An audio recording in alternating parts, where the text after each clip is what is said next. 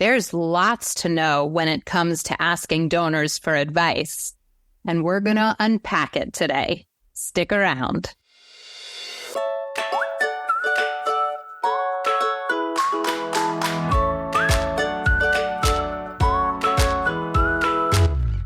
Welcome to All About Capital Campaigns, a podcast that provides fuel for your nonprofit's growth. Each week, Andrea Kihlstedt and Amy Eisenstein, co-founders of Capital Campaign Pro, provide practical tips about raising more money for your nonprofit organization. Here are your hosts, Amy and Andrea.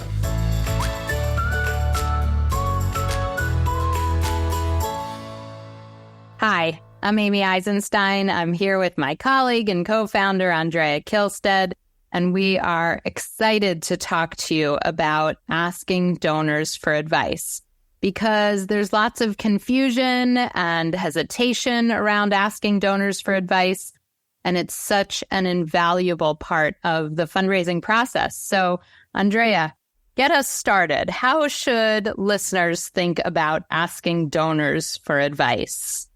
Great. Thank you, Amy. Nice to be here today. You know, the key lesson about asking people for advice, the simplest and most important lesson is to ask people for advice about something that they can reasonably give you advice in. So don't ask people for advice about things they don't know anything about. That's a mistake. You'll make them feel bad. Right. And they'll wonder, why in heaven's name are you asking them for that, right? If someone were to come to me and ask me for advice about real estate, right, I'd scratch my head. I don't know anything about real estate. But if someone were to ask me for advice about capital campaigns, well, I have some expertise in that particular subject. So before you go and ask anybody for advice, think about what they are expert in. And frame your asks for advice around that so that they will feel as though you've come to them for a real reason. Now, don't worry. We're not just going to talk about professional expertise. Human beings have expertise in lots of different areas.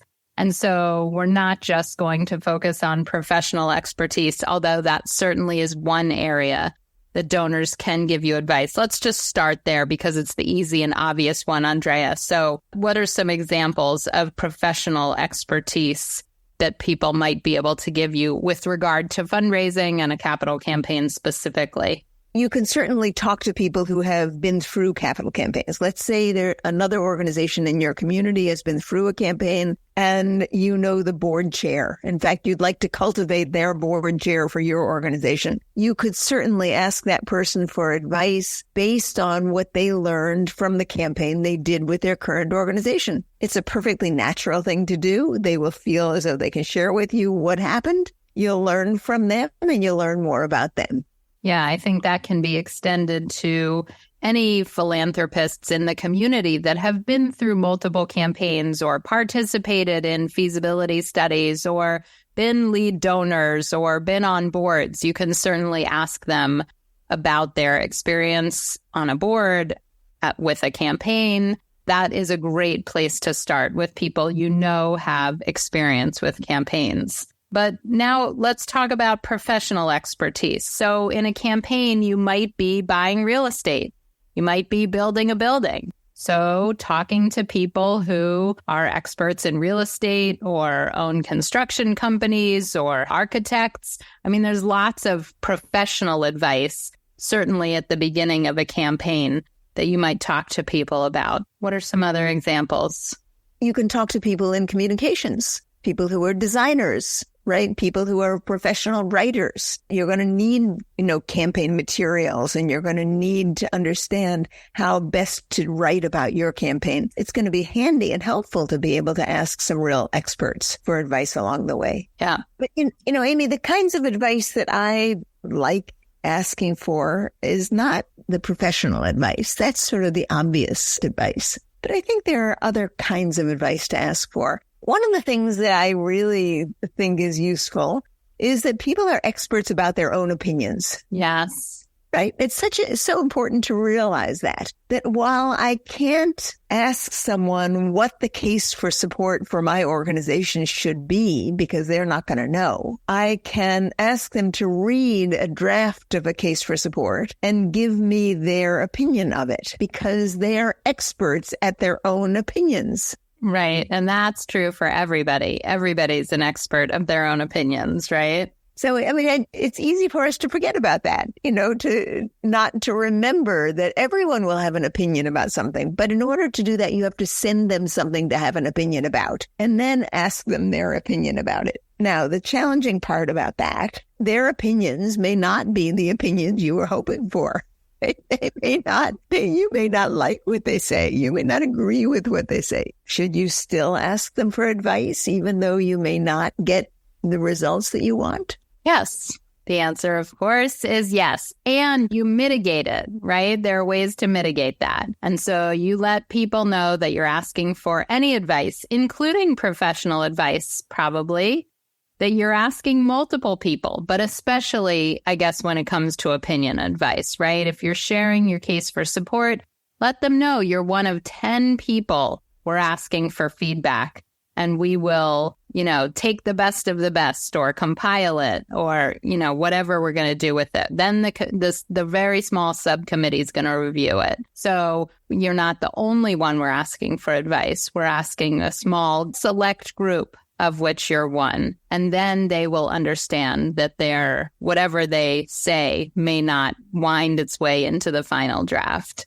No, I mean, I like the notion of letting people know that they're part of a small select group. Don't you like to be part of a small select group? Yeah, makes you feel special, right? Of course. So I like that notion. Here's another area of advice that I think is so powerful. Most every community has a philanthropic hierarchy.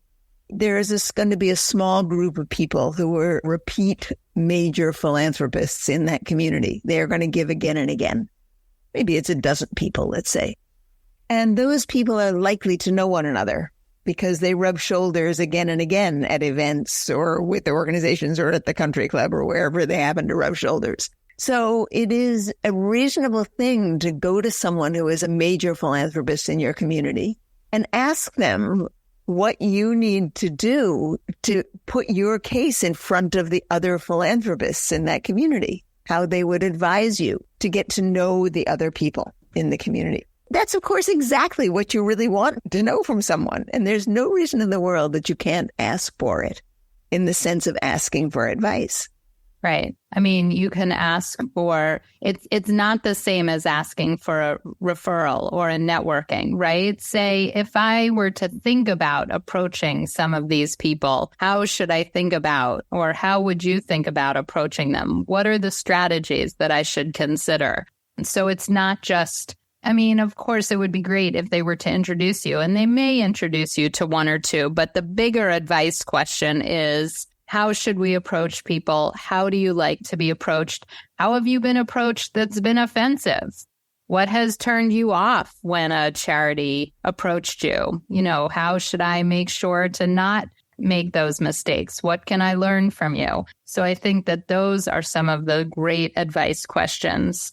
So one more thing I want to add to this, Amy, which is never have an advice visit that you don't follow up on, right? First of all, if someone suggests that you do something, you probably should do it, right? That's probably a good idea. And second of all, you should let them know you've done it.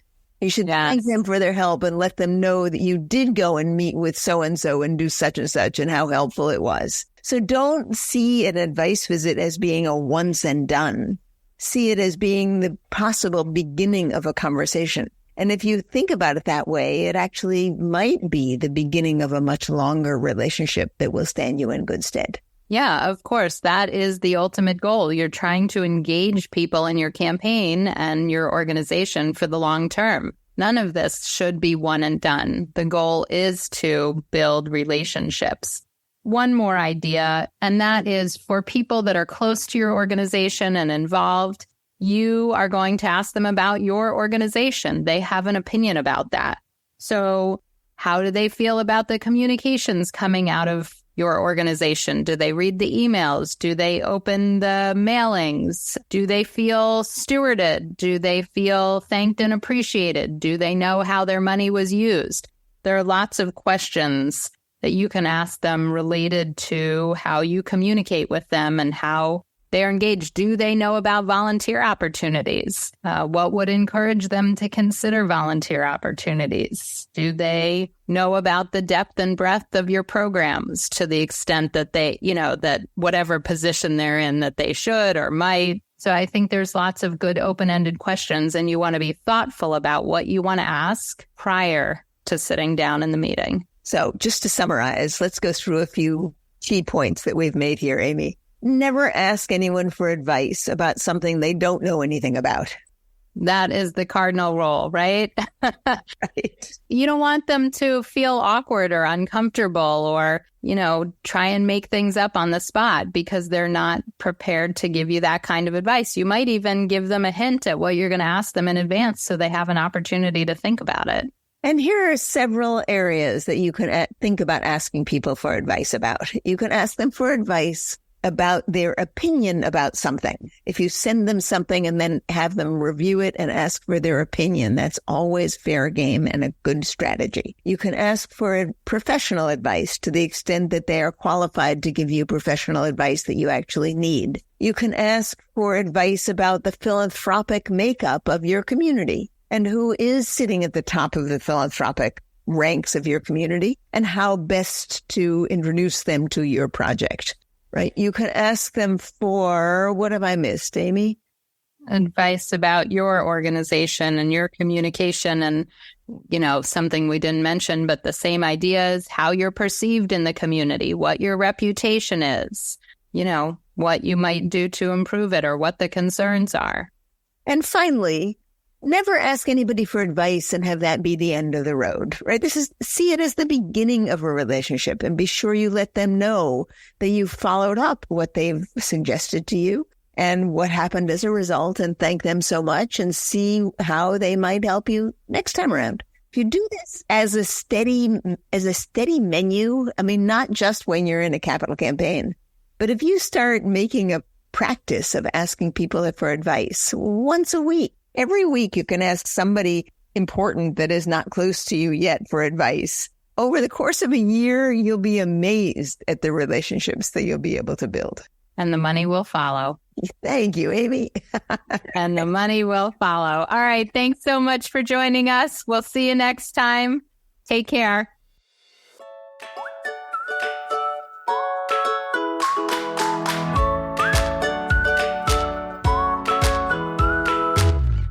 Thanks for joining Amy and Andrea for today's All About Capital Campaigns.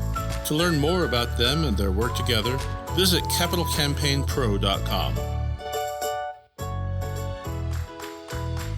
And please subscribe, rate, and review us on your favorite podcasting platform. Thank you.